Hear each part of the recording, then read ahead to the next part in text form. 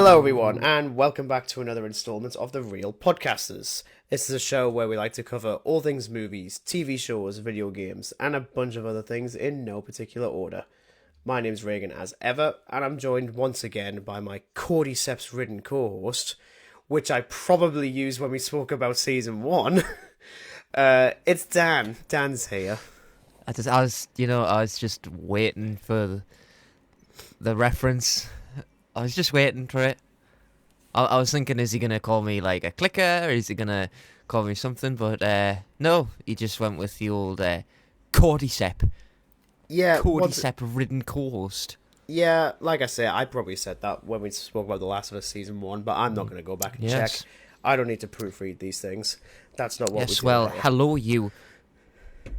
See, now I've got fuck all. Like, there we go. I'm here all day. I will let you spend the remainder of this episode trying to figure out like the perfect insult, and you can just end with that. I mean, like you could have gone ravenously. Nah, that's it. Nah, that's it. Right, just feck and crack on. Yeah, you could have gone with like your absolute golf club of a co-host. Yeah, we'll go on there. Yeah, I mean that'll do it. Yeah. Yeah. First and foremost, if my voice sounds a bit crackly, I'm still getting at the end of a cold. My voice kind of vanished for a couple of days, so hopefully, I don't start choking or sounding like a completely different person, and hopefully like a clicker. Yes, exactly. Hopefully, I don't sound like a clicker, which I already do anyway, so that's fine.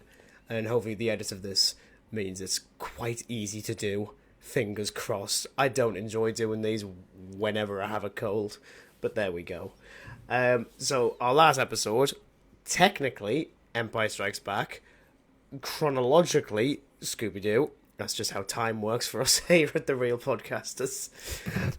So hopefully you check those ones out, especially the Scooby-Doo one. That one was an absolute riot and a half.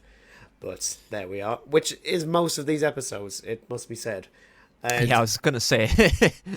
Yes, and here we are speaking about The Last of Us Season 2, which literally ended mere hours ago, as of when we're recording this. We'll literally record this on the Monday, on the afternoon. We didn't do this immediately. I have things to do. Mostly just stop coughing, more than anything else, which is most of the characters in this season, actually. They're all ill. But there we are. So, first things first, if you're not subscribed to this podcast yet, do it. That's it. Just do it. Do it. Yeah. It's a rule now. I will not publish another episode until one person subscribes. So, hint, hint, wink, wink. I'm kidding, obviously. I'll just keep on uploading these things until the day I die. I'll be curious what happens with Dan. I don't know what kind of host you're going to get next. Cordyceps, We'll just put you in the pet cemetery, and then and best of I have actually seen the film, so I actually get that reference now, finally. But yeah, we've got 100 and something other episodes of this podcast. So we're now on episode 119 because I like to number these things. I'm that sad. But like I say, we're talking about The Last of Us Season 2, which is quite cyclical because we did speak about The Last of Us Season 1 back in 2023. That was about a month after the season actually ended. So we've come far in that we're now recording this the same day that it actually ended for us here in the UK. Obviously, spoilers. We can't really talk about this season without going into spoilers. So if you haven't seen the season and you don't want to be spoiled, obviously go and watch it. It's probably recommended. Some corners of the internet might say otherwise. Just a bit recommended, yeah. Yeah, a little bit recommended. If you're the type of person that doesn't believe that spoilers exist, I know a few of those people, then stick with us as we rant and ramble about The Last of Us Season 2. Now, as we always do on stuff like this, whenever it's a new release, the best thing that I can do is immediately go over to Dan to give us a brief synopsis for Season 2. And I do mean brief, because we're going to get into details of this it's pretty one. brief for what I've got here, so... Excellent. Well, it basically picks up 5 years after the events of Season 1. Joe and Ellie have settled into a nice place in Jackson, Wyoming. But their past actions in the world around them soon pull them back into conflict. As they navigate a more dangerous and unpredictable world, their bonds tested, and they face new challenges that force them to confront their past and their place in this very fractured society. You see, based on the way the series ended, that synopsis was doesn't it not seem fractured very enough? accurate. It's like was it not fractured That's not enough? entirely what happens, is it? but that's what you get with season 2. In terms of my general impressions, going back to season 1, because I think we both thoroughly enjoyed season 1. We did. I never went back to it though, which I was quite surprised at. But I think did. because, well, I know you did. You were sending Because I have no life. No, you don't. But I think I was already traumatized several times from season 1, episode 3. Just a mess of tears, frankly. So I suppose I didn't really want to put myself through that again. Going into season 2, I had ideas in my head on what was actually going to happen. I still have a very vague recollection of showrunner Craig Mazin saying that it wouldn't be a straight adaptation of The Last of Us Part 2. Because this is the difference now, is that when we reviewed season 1, you had played the first game, I hadn't played it, so it was all new to me. I mean, played very, very loosely because I played it for about like half an hour. Well, that's still more than me. And then with season 2, neither of us have played the game, but I know more about the game than you do. So the bits that happen in this, I will say up front, actually, I think just after the first episode aired, I think I sent you a meme, and I think it was like of the Amazon Prime page, and I had 2 adverts up on the top. One of them was for The Last of Us season 2, and the other one was for some golf. And your reaction, I didn't click on at the time. Clicker. I didn't click onto the fact that you clearly didn't know what that reference was, and you just thought it was funny. And I remember absolutely wetting myself thinking, I can't wait to see what happens in this season now. Because, the game's been out for 5 years. I legitimately thought, surely, just in the ether of Chestnut Street, on your Wi-Fi, on the internet, you might have had any sort of inclination, but you didn't. And you know what? I must say, I'd love to have that kind of mindset where I can just turn my brain off to major reveals for years on end. I'd like to do that with Doctor Who. It is a miracle that this was never ever ruined for me. It has been out for a long, long time. Yes, it has, and the internet hasn't stopped complaining about it. So obviously season 2 was going to be... The memes haven't stopped neither. No, and they won't. In terms of my general impressions on season 1, where we go spoiler-free for a bit, similar sentiments to season 1. I did really enjoy it. You've got your terrific performances from everyone. The production design is absolutely, second to none. There's less action than we saw in season 1, but I didn't mind it, bar episode 2, which is just an action movie. Yeah, it might as well be. But what it does, rather than making the scale bigger, literally, it's all bigger for the characters. It did mean it took me a bit longer to care, especially after episode 2. We're getting there eventually, but with Craig Mazin and Neil Druckmann running the show, I was quite happy to just let them do their thing. And even by the season finale, I was happy with us. It continues to do that thing that I think we spoke about with the first season, is that it does highlight, despite all the infected and all the clickers, all the flowery monsters running around, as he chokes on his monster. Is it monster flowery monsters, or is it Rockstar this time? I don't know.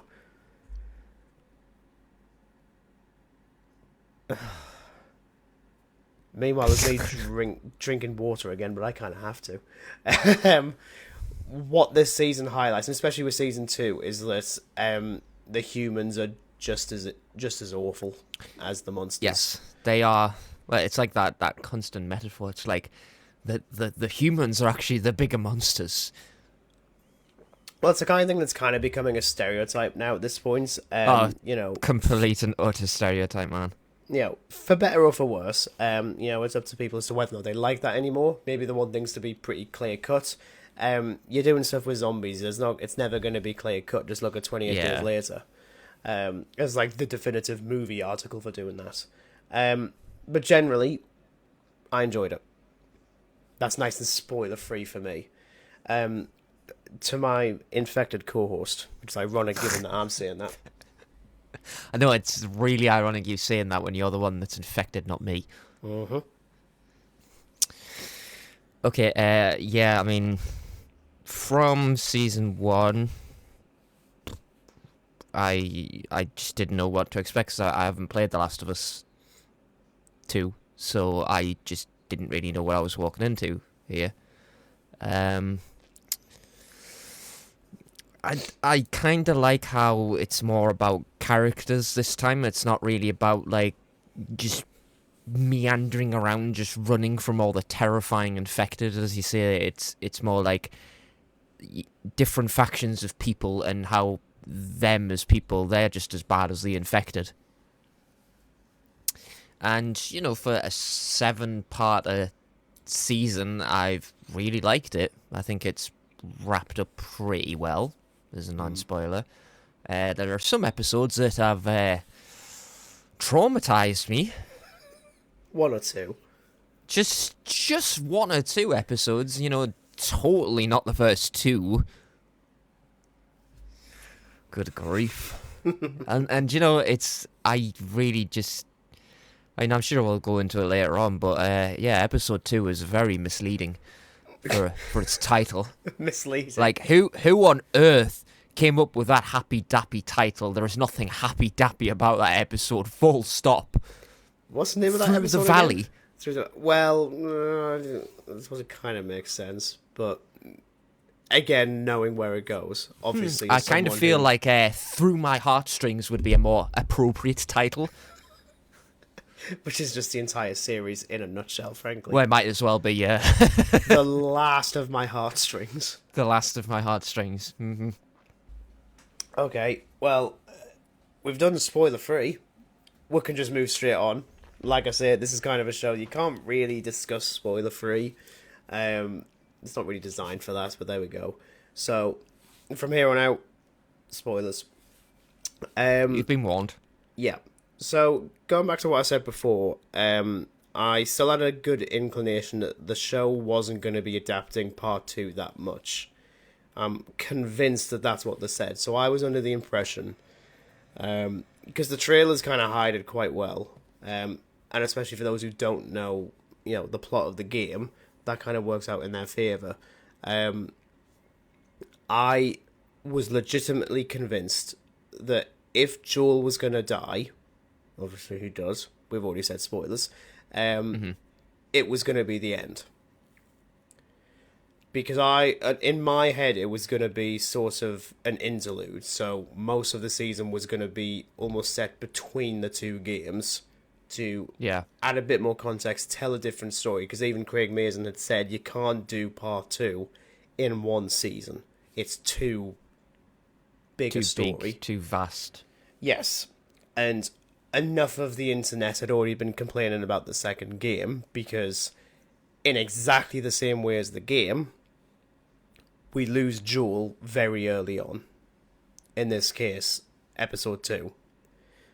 Now, my annoyance stems more from... the worst thing is, like, my annoyance isn't with the episode itself, it's just purely the fact that the episode goes out on a day that I'm at work, and... I try with like new episodes. And by of the Doctor time Who you've come back to from stay work, off the internet, the memes have just exactly blown up. Like, enough of it was still quite hidden, so I give credit to a lot of people for trying to keep it quiet. So I didn't watch it until literally, I think it was like 10:30 at night. So I was already a mess because it's the end of the day. So, but I think I'd seen one screenshot towards the end, and that's of Ellie sort of like cradling into Joel. It's that sort of like bird's eye view shot from like the top of the cabin. So going in, I kind of figured, all right, okay, that's what we're doing. So I didn't have much of a reaction when people were complaining about it in the game, because obviously I didn't play it, so I couldn't really judge it too harshly. But it seemed to fit in with the world of The Last of Us, that no one's really good. Everyone makes mistakes. There is no faction of people that I'd say are the good guys. Yes, like, exactly. It is impossible to say, oh yeah, that group of survivors is the good guys, because they've all done bad things. Exactly. And it's asking a lot of the audience to sympathise and follow characters that are... Maybe their intentions are good. Not all of them are good, but some of their intentions are good, but the end result doesn't usually end up very well. So that's a bit of an ask, because it would be easy to play it very simple. So Joel dying is devastating, frankly, because... I mean, again, like, how I didn't know about this. I mean, this was like complete it's amazing, and utter news That's to absolutely me. Like, amazing that you didn't know. I can't comprehend it, man, personally. Uh-huh. But I sort of... I mean, not that you've watched the show or anything like that, but like the shock value that it caused me, it was like being at the start of The Walking Dead Season 1, and a very similar scenario happens. So you've got this group of survivors, right? And there is another faction of survivors called the Saviors. And this, we'll call them the good group of, like, zombie apocalypse survivors, start killing off the Saviors because these are the bad guys. Yeah. So it turns out there's a warlord called Negan, and he is basically what Abby is in this, and he just... he doesn't have a golf club, he has a baseball bat covered in barbed wire. I have seen that. Because he literally beats the ever-loving shit out of people with this bat, and he kills like one major character from like when the show first started. Yeah. And the shock value that it caused was just like, oh my god. And it just brought me back to how I felt. I was just like, Jesus Christ. I was not expecting that. I mean, like, you know, I could see what it was absolutely gunning for, because as soon as Abby just picks up that bit of, like, club rebar, I thought, oh, God, I know what's going to happen here. Oh. The thing as well, Jesus. It's... The thing that was surprising to me as well is because you can get away with this in a game because it's a different kind of medium. It's a lot for a show to kill off its lead protagonist. That, like, very early on. Yeah, either early on or just in general. Because if you do kill them off, usually that's the end. You don't do any more. It's actually surprising, given Pedro Pascal's star power, that they're actually still prepared to be like, yeah, we're killing you off 2 episodes in. Other actors might have been like, no. I'm not doing that. I like filming here. I like having some money to play with. But Pedro Pascal is Pedro Pascal. So, yeah, in general, I mean, the entire sequence is absolutely devastating. It's absolutely heartbreaking. And I think it's amplified when Ellie's screaming. She's forced to watch. And it's even just like the back end of it. Like, she isn't watching the entire torture. She sees the end of it. And it's still so tough to watch. Like, enough people have said things about Bella Ramsey as Ellie. A lot of them can just shut the fuck up, frankly. This moment in particular absolutely worked for me. Well, it's this moment that just sets up the entire arc of her for the season. Well, exactly, because that's the thing with Ellie. Because, you know, not to shoot forward, but there's a moment in episode 6, which I'll say up front is my favourite episode of the season. Yes, The Price is the best episode. That one I was in tears with again at the end, but it's just very easy to do that when you've got Pascal and Ramsey together. I was not okay after watching that episode. No one was okay after that. Nobody in their right mind would be okay.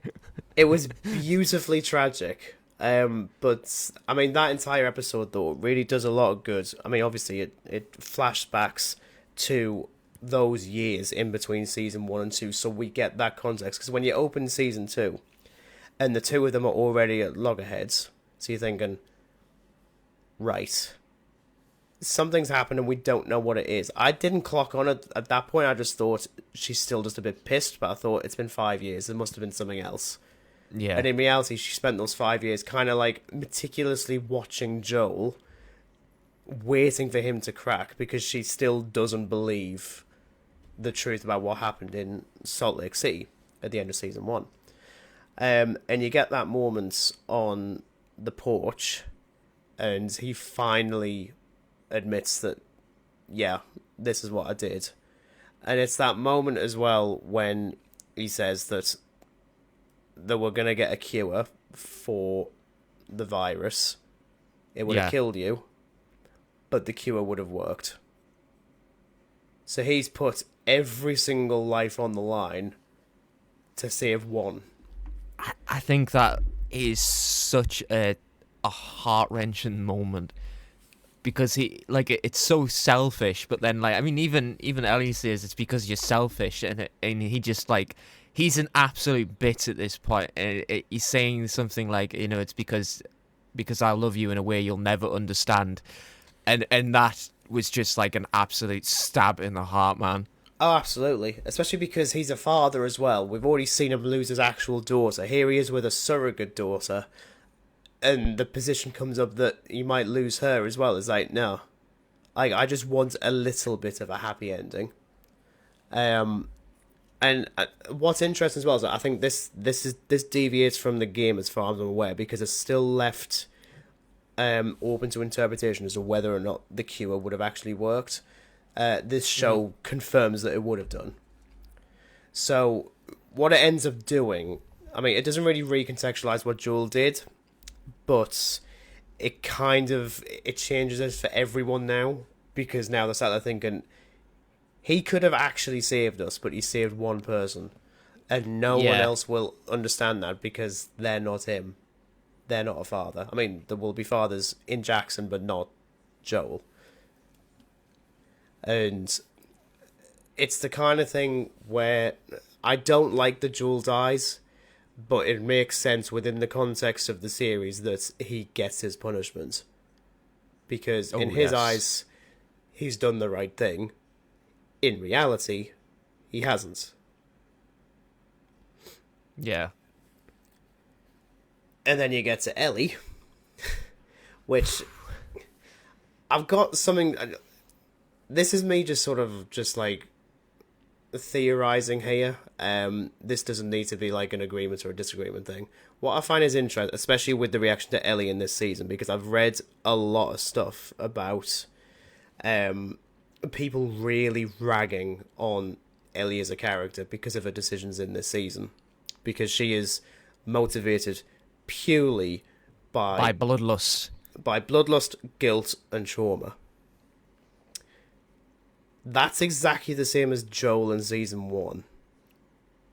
And I didn't see nearly as much of a vitriol here. Mm-hmm. And I'm not usually the one to really comment on that side of things. I'm trying to figure out how I word it without sounding really... I think there's still this idea, especially with... Again, this is me saying it. What you've got is, essentially now, the lead of your show is also female, going through the exact same motions as the previous lead character, and we're more used to these kind of characters being a bit more level-headed, especially when they're female. When it comes to making bad decisions, they kind of fix it pretty much immediately. Yeah. Ellie doesn't. She keeps on making mistakes, especially in the finale. That moment Jesus. with Owen and Mel is the worst thing. That was pretty brutal. Yeah. Jesus Christ. I kind of think of it as a kill list. It's she will stop at absolutely nothing to get to Abby. And I mean, these people, yes, they were there, but they weren't really partaking in this brutal murder of Joel. Yes. But she does not care. I mean, like, you know, I think Owen tries to, like, reach for a gun after going for the map, and Ellie just point blank shoots him through the throat, and it like ricochets through him, and he like is dead center in his throat, so it's gone straight through his voice box. Ugh. Yeah. And it is sort of cut into the person behind him, who turns out to be pregnant, and I just like my jaw just dropped. I was like, Jesus Christ. Well, that's the thing as well, because then that was immediately a really tense couple of minutes. Actually, I was sat there with like my finger in my mouth, just biting down. I think as well, because it parallels what's been going on between Ellie and Dina, who I haven't actually spoken about yet. Because that whole relationship is so sweet. I think it's really cute, and I think Isabella Merced is absolutely terrific as Dina. I mean, I've seen her in a bunch of stuff before, but this is easily her best performance. And there's that moment when she reveals that she's pregnant, which kind of took me off guard. What it actually brought me back to, and I think it's because it's the same actress, is it went immediately back to bloody Alien Romulus last year, because she's also pregnant in that, and I thought, oh no, we're not going to have some stupid clicker hybrid monstrosity, are we? I've literally just sort of clicked on that it's the same person. I can't really remember Alien Romulus because of all the crap that it has in it, but yeah, it's got some shite in it. Not the clicker hybrid. No. I'm going to be a dad to a monstrosity. Yeah, as families go, I can picture better, to be honest. Like, this is fine. I love him. No, he's great. Oh, he's killing everyone. No, he's fine. I love him. He's nice. He's clicking an awful lot. Yeah, just like, could you do anything else? Okay, never mind. But yeah, that's clearly meant to be some like parallel to that, because you know, come season 3, I'm guessing there's going to be a kid involved. Oh, for sure. So I wasn't expecting where this, because again, I know more about part 2 than you do, but I don't know anything past Joel. I think there's like a couple of little bits. So I don't know how it ends, which is probably good for the season finale. So I didn't expect her to I not mean, this episode, I was sort of expecting it to like be a penultimate wrap up, but it's sort of cliffhangery, especially toward the end. I was a bit frustrated, not gonna lie. Yes. No, I thought, okay, that I get it. It's the kind of thing where I think when it ended, I did audibly say, "Are you taking the piss?" Yeah. Because that's what you cannot just do that seriously. No. And especially because, I mean, one of the things as well is with the inclusion of Abby, played by Caitlin Dever here, who's really good, but she's also not in the season that much anyway. She's only in 3 episodes, I think. I don't think she's in... I think she's in one more after Joel's death, and then she's not in at all until the finale. So this whole crusade of Ellie trying to hunt her down, it feels a bit hollow because we don't spend that much time with her. However, now I have looked into it, because it does, you know, the finale does end on Abby. There's a moment when the two finally come to loggerheads after Jesse dies, who again thoroughly totally nice out character. of the blue. Yeah, but again, that's why I'm not gonna say I like the deaths in this series. I've got reasons for it, but what I mean is that it's not Hollywoodified. No one gets like a slow motion tragic death where they're like Willem Dafoe at the end of Platoon when he's like crying out into the ether. I don't even think that's even the end of Platoon actually, but it's that like stereotypical moment where they get their moment. Yeah, no, you don't. A very dramatic death. Yeah, in the end, everyone is insignificant, so everyone is up for the chopping block. And then Abby shoots at Ellie. And then just cuts to black, and then cuts to 3 days prior. Because I didn't click on to the fact that again we're doing a lot of clicker references in this one. Yeah, we're gonna have to like have like a little like tally of clicker references. I was gonna go with a swear jar, me, but there we go. But then we've already been swearing as well, jar. so we've kind of been the clicker jar.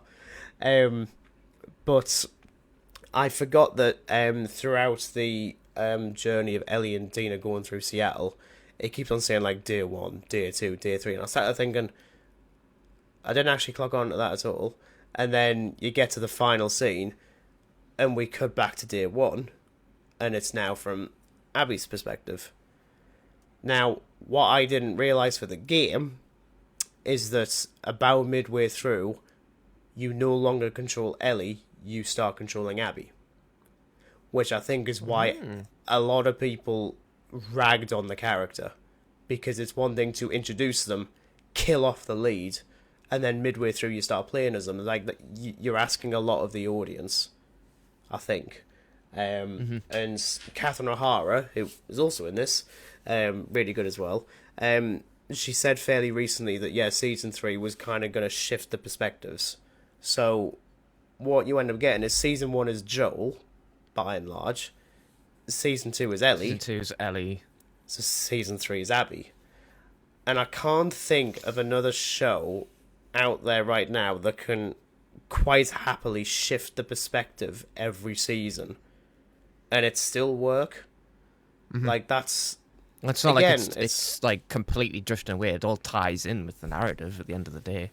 Yes, exactly. Because especially as a structure for this season, it's a kind of a bit all over the place. Because you have like a 5-year time jump between. Yeah, so you've got like 2 episodes set 5 years later, then you've got the rest of the season that's 3 months later, and then it's like and then you've got shifting from like days to weeks to months to years. Clever. I like that reference. Again, another zombie thing we can reference. Days become weeks, weeks become years. I think it would be a bit like too tongue in cheek though if they did have like a sort of like 28 years later kind of thing. Well, considering the entire thing, I think it's set 25 years after the initial outbreak, which is hilarious to say out loud, because then that tells me that Joel, at the start of Season 2, I think is in his 60s. Oh, I was like, you look amazing in your 60s. It's like as if what's your secret? Tom Cruise. Yeah, exactly. It's like, is he just lathering himself with, like, clicker, mucus or something to keep him young? I don't know. God, the apocalypse brings out all kind of beauty standards. Literally, it actually brings them out. Yeah. Which actually, speaking of the clickers, because we haven't really spoken about the infected, there's a lot more development for the infected in this, but it's not very direct. So you get the smart ones, which are who are terrifying. Mildly terrifying. Just to be mild, where like especially when they're just sort of like watching you, and I'm just sort of like, oh yeah, can you make a decision? Can you like kill them now or just bugger off? I don't care which. That bit where Dina and Ellie are in the room in this like warehouse, and you can tell something's up, and then like you just think it's the one, and then it's actually like 4 or 5 of them, and they're just sort of watching them and studying them. It's horrifying. Yeah. So it's the kind of thing where bar episode 2, which is that's where you get Jackson like completely overrun with the infected. Which was great to see, even if it was a bit weird that we were seeing this 2 episodes in, and you're like, okay, oh wow, this is going fast. yeah, exactly. Honestly, it actually reminded me weirdly of the 3rd season of The Mandalorian, where it's like, yes, I'm going to go to Mandalore. You're like, right, this is the season, and he's there in episode 2, and you're like, damn. Is he here for the rest of the season? Is he just in caves the entire time? See, I loved when, like, the ending of the first episode, and you have that shot of, like, the drain pipe with all the cordyceps. Mm-hmm. You just sort of knew that was going to lead up to something, like, a battle. But I seriously thought it was going to be, like, a hell of a lot later, like, maybe, like, a midpoint episode. I didn't really think they were going to do it in, like, the 2nd episode. Yeah, it's the kind of thing where, like, it's an observation as opposed to a criticism, where, like, I don't necessarily dislike the way it's done. It's just weird that that's how we're doing it. But I suppose the entire show in general is really good at like messing with your expectations, especially for us who don't have much of a connection to the games. So I'm not going to have that kind of bias that other people will have for this season, because I know there's plenty of people that don't like the season purely because it's adapting part 2. Yeah. I was like, you're not really helping yourself, because it's like, it's not a straightforward adaptation. Like, visually, it's not like you've got Caitlin Dever as Abby. Certainly not physically the same kind of character. So, it's the same with Bella Ramsey's. I mean, even Pedro Pascal as Joel, he doesn't look entirely like Joel in the game, and it's a bit like when we were talking about the first season of Halo back in 2022. Well, I say me, Yeah. because I wasn't going to make you watch it, and it was just that sort of like commentary on how you're meant to do an adaptation. It's like you kind of have to find the happy medium. It shouldn't be a completely different take that completely alienates the fans you're trying to bring in, and it shouldn't just be the exact same thing again, because then what's the point of doing an adaptation? You just go to the original. And from what I've seen, The Last of Us has found a pretty good medium between the two, especially for a game where most of the time you're just sort of wandering around, just walking. Like even like past the Lord of the Rings would be like, this is a bit much, isn't it? And all they do is walk. My knowledge, the fellowship he says, of after the saying cordyceps. one of them. The Fellowship of the Cordyceps. Cordyceps of the Ring. Yeah. well, I will say for episode 2, obviously when the infected amount on this settlement, and you get Billy Big Bollocks the bloater. Billy Big Bollocks the bloater. Yeah. Like I was we're getting really out like t-shirts. I was really in belief that Tommy was absolutely gonna die, because it sets I it up actually in thought such a that. way that you just think, oh Christ, this is how Tommy's gonna die. Yeah, he's going to end up having so much plot armor, he's actually going to be more bloated than the bloater. And yet somehow, no, actually, it still works. I'll give him credit on that. Like, Jesus Christ, it was like something out of The Thing, like with that flamethrower. Uh-huh. Like, good grief. That's it as well, actually. Especially when we're dealing with the infected. The other major reveal, which I didn't think about when the first season came out, is we're now getting spores. Mm-hmm. So at some point the cordyceps is going to become airborne, and it's like, right, at that point season 3 is going to just be on for about 10 minutes because everyone's doomed. No, they're gonna have to just like do an entire season just in some bunker like 50 feet underground. I mean, if it's this level of quality, I don't mind. The air on the surface is just it's a no-go, you know. Mm-hmm. But that's it as well, because it seems to be that season 3 will then just adapt the second half of the second game. But I think even Neil Druckmann had said the show will never go past the games. Yeah. But there isn't a third game. So, again, with the fact that I don't know how the second game ends, and I'm not even going to look into it, because I just don't feel the need to. I'm quite happy to watch season 3 with even more surprises. Yeah. Because, again, there was bits of season 2 that I already knew was going to happen because of my passing knowledge of the game. I'm now at the point where I legitimately don't know what's going to happen. I mean, Ellie could die. Maybe she does in the game. I legitimately do not know. Maybe it'll be Abby that dies. I don't know. Maybe Joel will come back as a zombified Joel, which will just ruin everything for everyone. Maybe he comes back as a Force ghost. I would be more than happy with that. That's actually nothing. I'm please sure don't do that, in HBO. game. Please don't. Yeah, please, HBO / now in the UK. It's just stupid.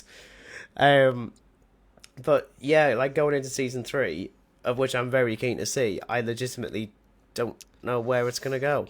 Yeah, I mean, given the cliffhanger, I really don't know how season 3 is gonna play out. Yeah, at all. I can't have any assumptions because Christ, God only knows what's gonna happen. Yeah, I mean, even though, because I mean, truthfully, my least favorite episode is honestly the finale. Only because it feels like it's trying to juggle about 50 things at once in like 40 minutes. So it's like you're doing way too much. I honestly thought it was going to be a hell of a lot longer. Like when I put it on this morning, I only noticed it was like 40 odd minutes. I thought, oh, was expecting Like, it to be like at really? least like 50 odd. Yeah. Well, even the previous one was like an hour. So it's Yeah. like, Like eh. I surely thought for a finale you're gonna have to like have a pretty sizable runtime considering that you're gonna attempt to wrap up this season. Yeah. But yeah, I see what you And mean. It does try to juggle an awful lot for such a smallish runtime.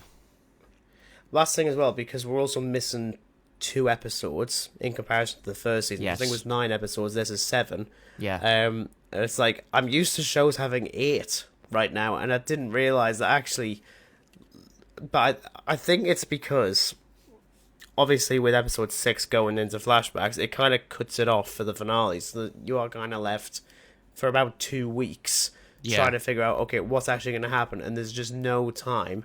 It's a similar sort of feeling when I came out with the new Mission Impossible a couple of days ago, because I wasn't big on that at all, because that one was trying to do 166 million things in just under 3 hours, and it still didn't have enough time to do it all justice.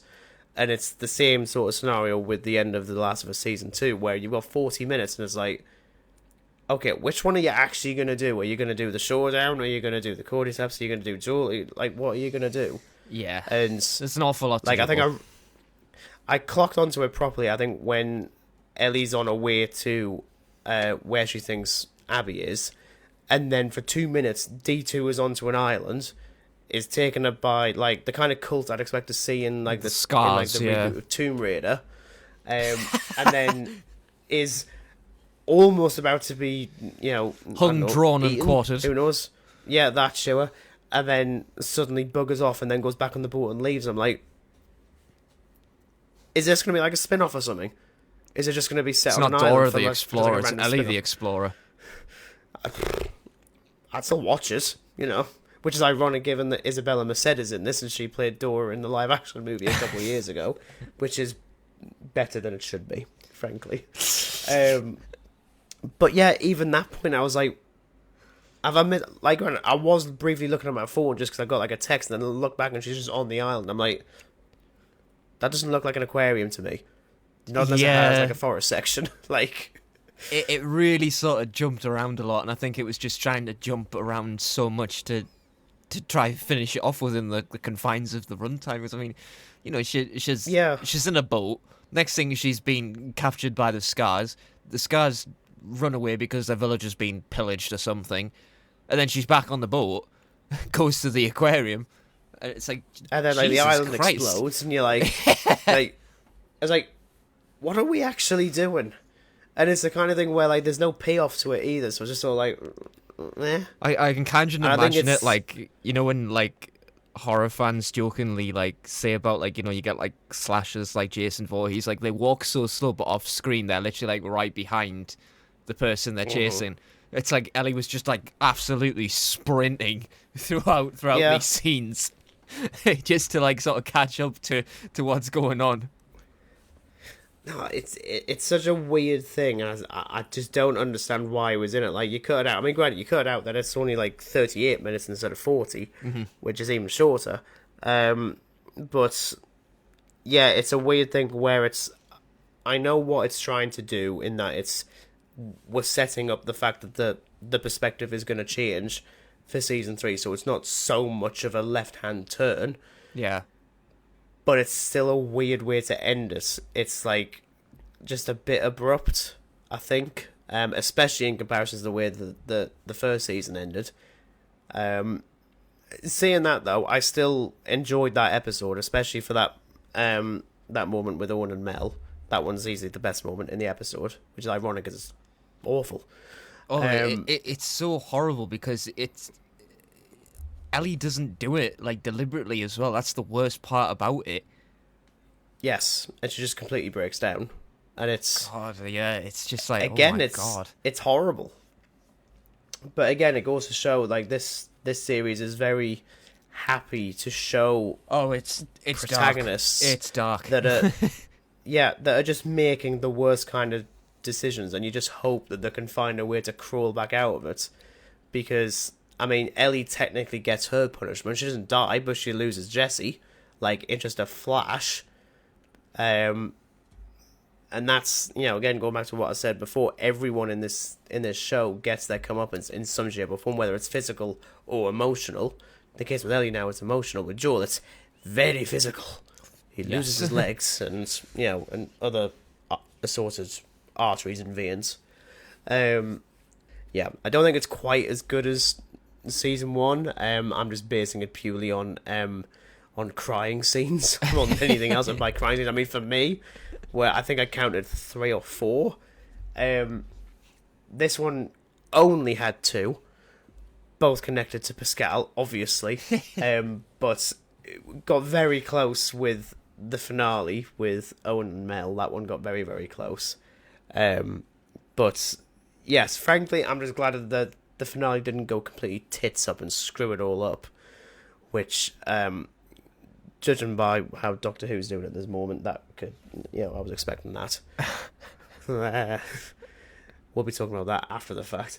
But yeah, any final thoughts from you?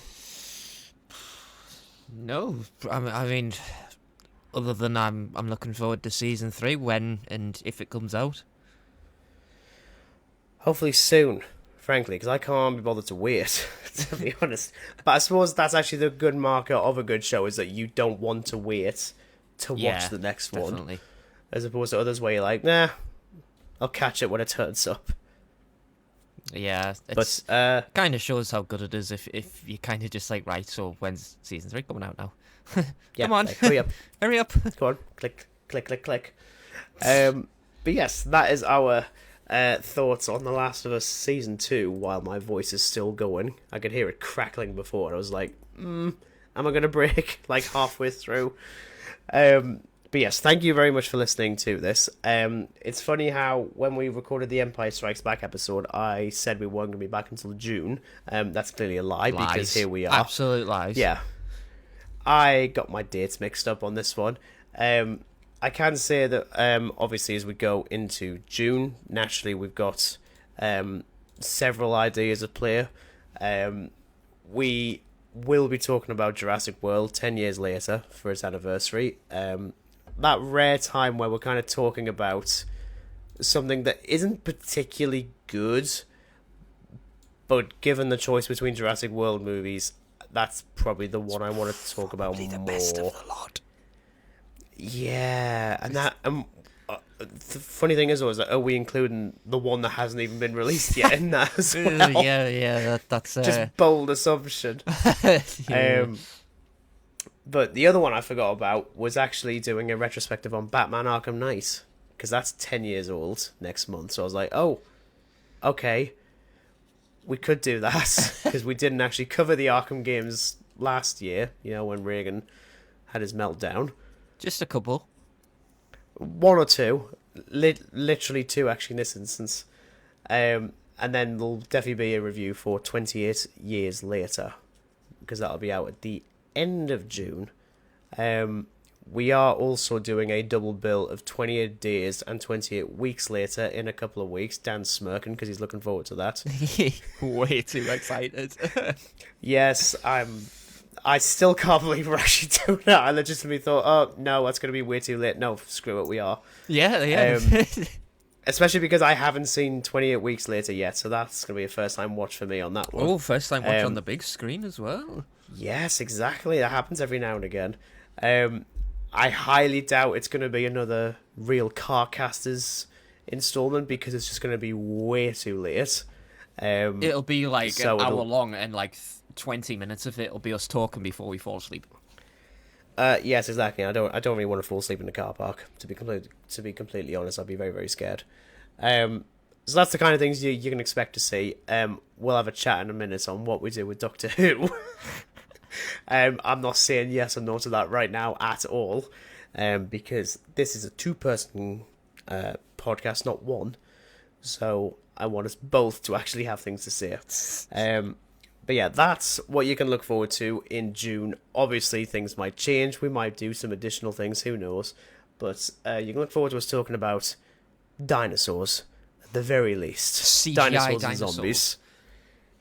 As opposed to real dinosaurs. Yeah, man, it's just disappointing as hell. Where are the real dinosaurs? Like, well, frankly, they'll look better than the ones in the new series of Walking with Dinosaurs. I'll say that much. Heaven above. But yes, thank you very much for listening, and we will see you actually in June for Jurassic World 10 years later. So thank you very much for that, and until then, it's goodbye from Dan. Goodbye. And it's goodbye from me. Goodbye.